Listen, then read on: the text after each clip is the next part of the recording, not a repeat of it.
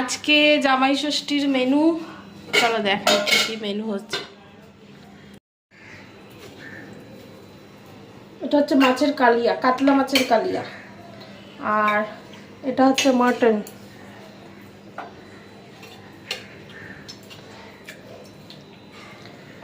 মাছের মাথা দিয়ে ডাল, আলু ভাজা, পটল ভাজা, বরবটি ভাজা, উচ্ছে ভাজা, কুমড়ো ভাজা।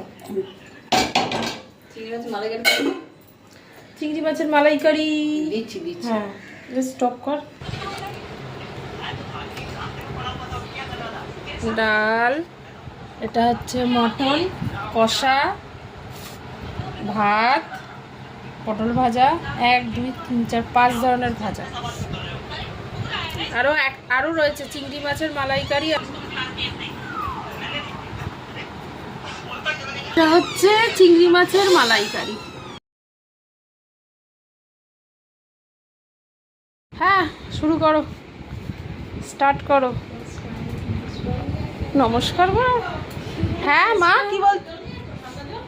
এখন না, পরে দিও জল। মিষ্টি আর দই নাও, উচ্ছে দিয়ে আগে ভাত খাও। আমি আগে চিংড়ি মাছ দিয়ে খাবো।